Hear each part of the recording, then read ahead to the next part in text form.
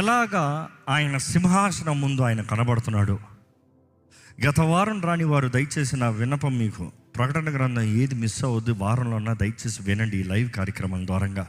దాన్ని బట్టి మీరు బలపరచబడటానికి జరగబోయే సంగతులు ఇక్కడ నుండి చూస్తే 4వ అధ్యాయం నుండి జరగబోయే సంగతుల గురించి దేవుడు తెలియజేస్తూ ఉన్నాడు. ఈ గొప్ప మర్మముల్ని గ్రహించాలనేది తెలియజేయబడుతుంది. 4వ అధ్యాయంలో మనం చూస్తున్నాము యేసు ప్రభు సింహాసనాసీనుడిగా, ఆ సింహాసనాసీనుడిగా చూస్తూ అక్కడ ఆ 4వ అధ్యాయంలో చూస్తూ అక్కడ స్వరము వినబడుతుంది. సింహాసనాసీనుడిని చూసినప్పుడు ఎంతో ఘనంగా ఉన్నాడు. ఎక్కడ can we read the 4th chapter, the glorious one. You see again 4th chapter చూసినప్పుడు అది యేసు ప్రభువా, లేకపోతే తండ్రి కూర్చుని ఉన్నాడా, లేకపోతే ఎవరికి సాదృశ్యంగా ఉంది? అక్కడ ప్రధాన యాజకుడిగా కనబడుతున్నాడు, అదే సమయంలో దేవుడిగా కనబడుతున్నాడు, రాజుగా కనబడుతున్నాడు, ఏలువాడిగా కనబడుతున్నాడు. నెక్స్ట్ చూస్తే సింహాసనం మీద ఉన్నవాడు కుడి హస్తంలో నుండి స్క్రోల్ తీసుకోబడిందని చూస్తాము. But then looking at all the things you see God's identity, దేవుని సాదృశ్యములు ఇక్కడ చూస్తున్నాము. ఆ సింహాసనం పైన ఉన్నవాడు గంభీరంగా ఉండటం చూస్తున్నాము. ఆ సింహాసనము చుట్టూ 6 రెక్కలేసి 4 జీవులను చూస్తున్నాము. ఆ 4 జీవులు, ఒక జీవి తలక ఎలా ఉంది చెప్పండి, సింహము. ఇంకొక జీవి తలక ఎలా ఉంది చెప్పండి, గుర్తున్నవారు, దూడ. ఇంకొక జీవి తలకాయ పక్షిరాజు, ఇంకొక జీవి తలకాయ మనుషుడు. సో 4 జీవులు 6 రెక్కలేసి ఆ రెక్కల మీద అంతా కళ్ళు ఉన్నాయంట. It is not to take everything as picture to picture, కానీ అక్కడ ఒక స్పిరిచువల్ మీనింగ్ ఉంది. కళ్ళు ఉన్నాయన్నప్పుడు తెలియజేయబడుతుంది all knowing, all seeing, all aware. అదే సమయంలో అక్కడ తెలియజేయబడుతూ it is very much understanding. అక్కడ ఉన్నవాడు సర్వాధికారముతో ఉన్నాడు. ఆ సింహాసనం పైన ఉన్నవాడు ఆయన ఏం చెప్తున్నాడంట, ఆయన గురించి చూస్తూ ఎక్కడ let's go to the thing. అక్కడ 4 జీవులు ఆయన ఎలా స్తుతిస్తున్నాయి, 8వ వచనం చదువుతామండి ఒకసారి. అక్కడ 4 జీవులు పరిశుద్ధుడు, పరిశుద్ధుడు, పరిశుద్ధుడు, the Lord God almighty, who was, who is and who is to come. చదువుతారండి. ఈ 4 జీవులలో ప్రతి జీవికి 6 రెక్కలుండెను. 6 రెక్కలున్నాయి. అవి చుట్టూను రెక్కల లోపటను కన్నులతో నిండి ఉన్నవి. అవి భూత వర్తమాన భవిష్యత్ కాలములలో ఉండు సర్వాధికారి యొక్క దేవుడు నాకు ప్రభు పరిశుద్ధుడు, పరిశుద్ధుడు, పరిశుద్ధుడు అని మానక, పరిశుద్ధుడు, పరిశుద్ధుడు, పరిశుద్ధుడు అన్న మాట చదవండి అని మానక రాత్రింబగళ్ళు చెప్పుచుండెను. మీ కొరకే అవుతున్నా. పరిశుద్ధుడు, పరిశుద్ధుడు, పరిశుద్ధుడు అని మానక రాత్రింపగలు చెప్పుతూ ఉన్నారంట. ఆ 4 జీవులు అక్కడ దేవుణ్ణి ఆరాధిస్తూ ఉంటాం చూస్తున్నాము. దాని తర్వాత అక్కడ 24 పెద్దలను చూసాము. 24 పెద్దల్లో 12 మంది 12 ట్రైబ్స్కి సంబంధించిన పెద్దలు అనేది వీ కెన్ అస్యూమ్. ఎందుకంటే పాత నిబంధనకి సాదృశ్యంగా 12 గోత్రాలకి సాదృశ్యంగా ఆ 12 మంది పెద్దలు, అదే సమయంలో నూతన నిబంధనలో క్రీస్తుతో పాటు ఉన్న ఆ శిష్యులకి లేకపోతే అపోస్తులకి సాదృశ్యంగా the 12 from the New Testament చూస్తున్నాం. So we can assume there are 24 elders from 12 from old, 12 from the new ఆజ్ఞలు. ఎందుకంటే మనం నమ్మేది ఒకటే, మనం ఈరోజు కృపలో ఉన్నాం. క్రీస్తు చేసిన కార్యాన్ని బట్టి మనము బ్రతుకుతున్నాము. మనం రక్షించబడి క్రీస్తు నందున్న విశ్వాసాన్ని బట్టి మనం జీవిస్తున్నాము. మనం ఇంకా ధర్మశాస్త్రానికి బద్ధులమై లేము, కానీ క్రీస్తుతో నిబంధనతో ముద్రించబడి ఉన్నాం. ఆమేన్.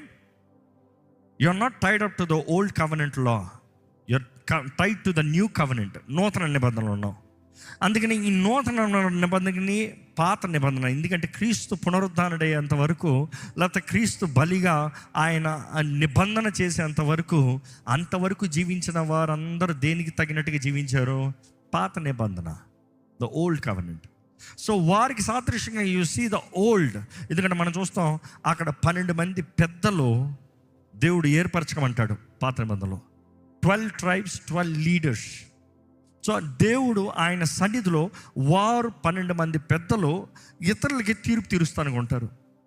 అట్ ద సేమ్ టైం చూసి న్యూ కవెనెంట్ చూసినప్పుడు 12 మంది శిష్యులు క్రీస్తుతో పాటు జీవించి, అఫ్ కోర్స్ యూదా ఇస్కరియోతు వాజ్ రీప్లేస్డ్. కానీ పౌలు అంటాడు, ఐఎమ్ దట్ అదర్ అపోస్తుల్, యేసు ప్రభు శిష్యుని, దాసుని, అపోస్తుల్ని అని చెప్పుకుంటూ వస్తాడు. అక్కడ నుండి మనం చూసినప్పుడు ఆ 12 మంది నెక్స్ట్ ఇన్ఫ్లుయెన్స్ చేస్తాం నూతన నిబంధనలో. వీరు అందరూ నూతన నిబంధన సంఘ ప్రారంభము. నెక్స్ట్ మనం చూసినప్పుడు ఈ 12 మంది 24 మంది ఆయన సింహాసనం చుట్టూ కూర్చొని ఉన్నారంట. 4 జీవులు, 24 మంది పెద్దలు. వారు ఆ పెద్దలు కూడా దేవుణ్ణి ఆరాధిస్తూ ఏమని ఆరాధిస్తున్నారు ఒకసారి ఆ మాట కూడా చూసి ముందుకెళ్దామా అండి. ఎక్కడ 11 వచ్చినామా? ఎస్, ఎక్కడైతే 4 జీవులు ఆరాధిస్తూ మహిమపరుస్తూ కృతజ్ఞతాస్తుతులు చెల్లిస్తూ ఉన్నారో ఆ సమయంలో ఆ 24 మంది పెద్దలు వారు సాగిలపడి దే డిడ్ ద వర్షిప్, పుష్కను ఆరాధిస్తూ వారి కిరీటంలో కిందకి పెట్టి ఏమని చెప్తున్నారు? He who lives for ever and ever and casting the thrones before the throne saying. 11 వచనం చదవండి. ఆ 24 పెద్దలు సింహాసనమందు ఆసీనుడై ఉండు వాని ఎదుట సాగిలపడి యుగయుగములు జీవించుచున్న వానికి నమస్కారము చేయుచు ప్రభువా మా దేవా నీవు సమస్తమును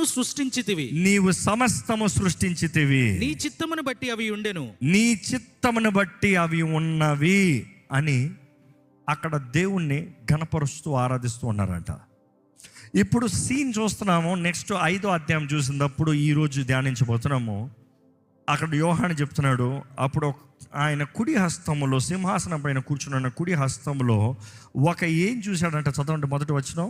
మరియు లోపటను వెలుపటను వ్రాత కలిగి 7 ముద్రలు గట్టిగా వేసి ఉన్న ఒక గ్రంథము సింహాసనమందు ఆసీనుడై ఉండు వాని కుడి చేత చూచితిని. లోపట బయట అంటే స్క్రోల్కి 2 సైడ్లో ఆ గ్రంథంకి 2 వైపులా రాయబడి ఉంది.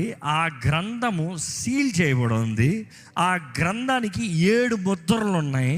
ఆ ముద్రం కలిగి ఉంటామో నేను చూశాను. సో ఇది చూసినప్పుడు is talking about the 7 sealed book. ఇంగ్లీష్లో చూసినప్పుడు స్క్రోల్, తెలుగులో చూసినప్పుడు పుస్తకం.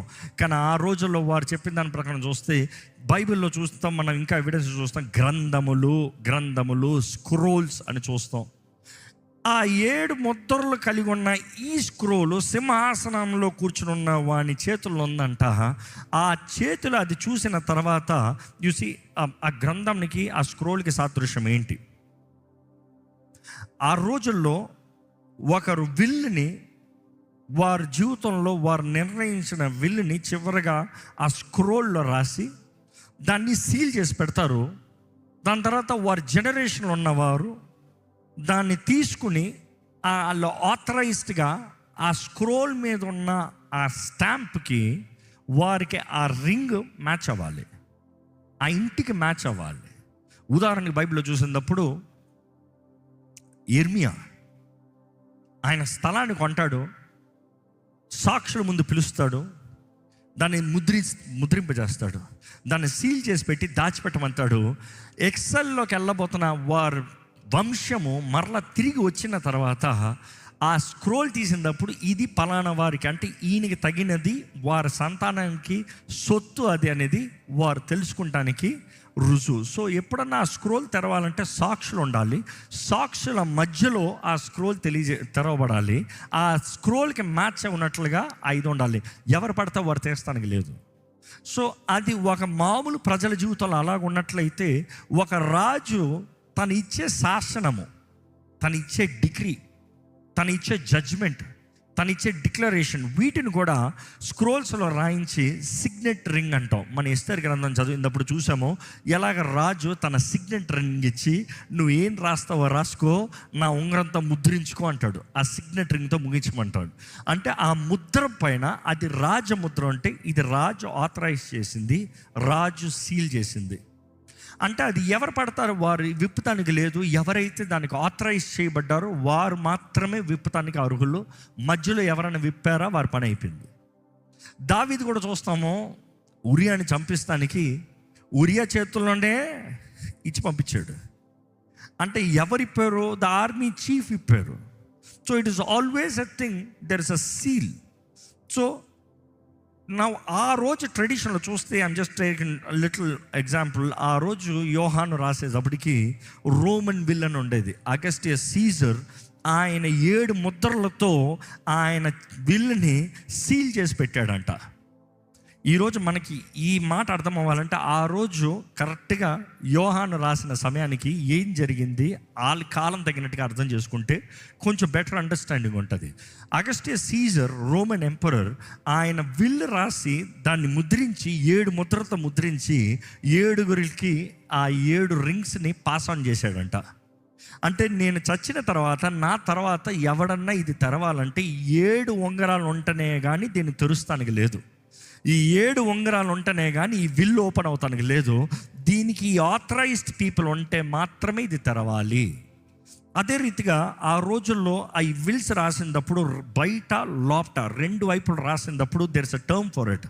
The scroll written inside is called recto అన్న మాట వస్తుంది. అదే టైంలో దాన్ని బయట రాస్తే వర్షో అంటారు. బయట రాస్తే వర్షో, లోపట రాస్తే రెక్టో అని అర్థం. ఇప్పుడు ఇక్కడ చూస్తున్నాం బయట లోపట రాయబడింది కాబట్టి దీన్ని ఏమంటారంటే ఆబ్స్టోరోగ్రఫీ అంటారు. అంటే లోపట బయట రాయబడింది. దాన్ని బట్టి ఇది ముఖ్యమైనది, ప్రతి ఒక్కరికి పబ్లిక్ జడ్జ్మెంట్గా స్టేట్మెంట్గా వచ్చేది. లోపట కాన్ఫిడెన్షియల్ మాత్రం రాస్తాం కాదు, బయటికి డిగ్రీగా ఇచ్చేది అన్నదానికి సాదృశ్యం. సో ఈ స్క్రోల్ చూసినప్పుడు ఈ స్క్రోల్లో వీ కెన్ అండర్స్టాండ్ ఇది ఎవరు పడితే వారు చదువుతానికి లేదు. ఎందుకంటే ఆయన కుడి హస్తంలో ఈ స్క్రోల్ ఉందంట. ఇక్కడ నుండి చదువుతాను. 3వ వచనం చదువుదామా? 2వ వచనం చదువుదామా?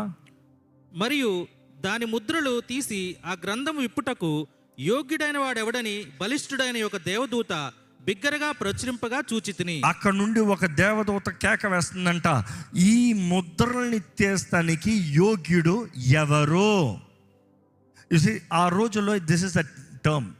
అనౌన్స్మెంట్ చేయాలి, డిక్లరేషన్ అవ్వాలి, సైలెంట్గా తెరిచకూడదు, రుజువులు ఉండాలి, ఆధారాలు ఉండాలి, అందరూ రావాలి, సాక్షులు రావాలి. అందుకని అక్కడ చూసేటప్పటికి 4 జీవులు ఉన్నాయి, పెద్దలు ఉన్నారు, దూతలు ఉన్నాయి. ఇంకా దాని కింద చూస్తాము కోట్లాది దూతలు అక్కడ ఉంటాం, జీవులు ఉంటాం.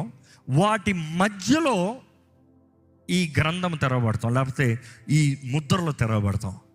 సో ఇక్కడ చూసినప్పుడు ఈ అనౌన్స్మెంట్ గంభీరంగా ఒక దూత చేస్తుందంట, యోగ్యుడు ఎవరు అని చెప్పిన వెంటనే 3వ వచనం చదవండి. అయితే పరలోకమందు గాని భూమి మీద గాని భూమి క్రింద గాని ఆ గ్రంథము విప్పుటానికైనను చూచుటకైనను ఎవనికి శక్తి లేకపోయిను. ఏంటంట? దానికి శక్తి కావాలంట, ఆథరైజేషన్ కావాలంట, ఆ పవర్ కావాలంట. పరలోకంలో కానీ భూమి మీద కానీ భూమి క్రింద కానీ ఎవ్వరూ లేరంట. అంటే పరలోకంలో భూమి అంటే బాగానే ఉంది, భూమి కింద ఏంటి? పాతాళం ఉంది కదా. అక్కడ ఉన్నవారికి కూడా ఎవ్వరికి, అంటే పైన ఉన్నవాడికి, భూమి పైన బ్రతుకున్నవాడికి, చచ్చిన వాడికి ఎవ్వడికి అధికారం లేదు.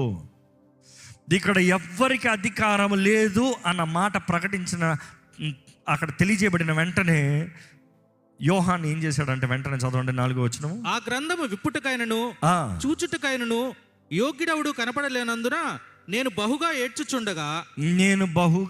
ఏడ్చుచుండగా కంగారు పడిపోయారంట. ఆ సింహాసనం పైన కూర్చొని ఉన్నవాని చేతుల్లో నుండి ఆ గ్రంథము తెరుస్తానికి ఎవరు లేరన్న వెంటనే కంగారు పడిపోయాడంట. చూసి ఆ గ్రంథముల్లో ఏముంది? ఆ 7 ముద్రలు 7 7 7 7 7 7 అన్న సంఖ్య బాగా చూస్తూ ఉంటాం. 7 ముద్రలు, 7 సంఘములు, 7 బోర్లు. 7 7 7 7 7. ఎందుకు 7 అంటే సంపూర్ణత, కంప్లీషన్, కంప్లీట్గా, ఫర్ ఎవర్, ఫినిషింగ్.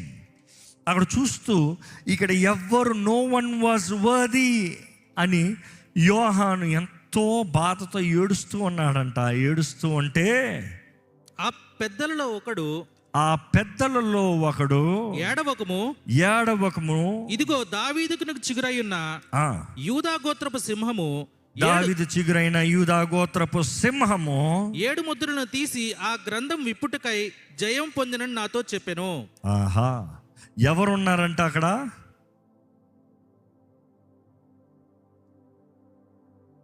దావీదు చిగురైన యూదా గోత్రపు సింహం ఉన్నాడంట. ఎవరా యూదా గోత్రపు సింహము? నమ్ముతారా అండి? ఎంతమంది నమ్ముతారా? ఆ యూదా గోత్రపు సింహం యేసు ప్రభువుని నమ్ముతారా? ఒకసారి బిగ్గరగా హల్లెలూయా చెప్తారా? సిఎస్ లూయిస్ అనే ఒక రైటర్, ఆయన ఒక మూవీ ప్రొడ్యూస్ చేయించాడు. అంటే ఒక మూవీ నావెల్ బుక్ రాశాడు, అది మూవీగా తీశారు. నార్నియా అన్న మూవీ తీశారు. ఎంతమంది చూసారా నార్నియా? సో దాంట్లో దే పుట్రే ఈ జీవుల్లాగా, ఆ సింహం యేసు ప్రభులాగా, ఆ సింహము ప్రాణం పెట్టి త్యాగం చేసి. I read the book.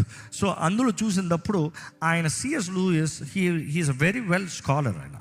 ఆయన రాస్తూ ఈరోజు మనుషుడికి ఒక కథ చెప్పేలాగా ఈ ప్రకటన గ్రంథంలో చెప్పుకుంటూ వచ్చారు. ఎవరున్నారు యోగ్యులు, ఎవరున్నారు, హూ ఈజ్ వర్ది, ఎవరు? దేవుడు సర్వాధికారం కలిగిన దేవుడు అన్నదప్పుడు ఆయన ఆ 7 ముద్రలను విరగొడటానికి లేకపోతే తెరుస్తానికి ఆయన authorized or he's in control, he is powerful అనేది తెలియజేయబడుతుంది. ఎలాగా ఆయనకు అధికారం వచ్చింది? ఆయనకు అధికారం వచ్చిందంటే ఆయన వచ్చి చేసిన శిలువ త్యాగ బలి పునరుద్ధానం ద్వారంగా ఆయనకి అధికారం అనుగ్రహించబడింది. దేవుని వాక్యంలో తెలియజేయబడింది, అన్ని నామముల కన్నా పైనామంగా యేసు నామము హెచ్చించబడింది. సర్వాధికారం కలిగిన నామము. ఆయన నామములో ఎవ్రీథింగ్ ఈజ్ పాసిబుల్. సమస్తము సాధ్యము. ప్రతి అపవాది లొంగాల్సిందే, ప్రతి చీకటి పారిపోవాల్సిందే. ఆయన నామములో ప్రతి ఒక్కరికి, ఈరోజు నమ్మిన ప్రతి ఒక్కరికి అధికారం ఉందనేది కూడా ఈరోజు వాక్యం మరలా తెలియజేస్తుంది. ఇక్కడ అదే మాట చూస్తున్నాం. యూదా గోత్రపు సింహము, దావీదు చిగురైన యూదా గోత్రపు సింహం ఉన్నాడు. He has prevailed. ఆయన జయించాడు. To open the scroll and to loose the 7 seals. వీటిని తెరుస్తానికి ఆయన యోగ్యుడు. ఇదిగో ఆ పెద్ద చెప్పింది అక్కడ యూదా గోత్రపు సింహం అని. కానీ అక్కడ యోహాను చూశాడంట. యూదా గోత్రపు సింహం అన్న వెంటనే ఊహిస్తాం, ఓహో ఒక సింహం ఘనంగా నిలబడి ఉంది కదా అని. కానీ అక్కడ చూసేటప్పటికి ఎవరున్నారంట? చదవండి. మరియు సింహాసనమునకును ఆ 4 జీవులకును పెద్దలకును మధ్యను వధింపబడినట్లుండిన గొర్రెపిల్ల నిలిచి ఉండట చూచితిని. ఎవరిని చూశాడంట? వధింపబడిన గొర్రెపిల్లను చూశాడంట. ఆ సింహాసనానికి ఆ 24 మంది పెద్దల మధ్యలో వధించబడిన గొర్రెపిల్లను చూశాడంట. Now continue please. ఆ గొర్రెపిల్లకు 7 కొమ్ములను 7 కన్నులు నుండెను. ఆ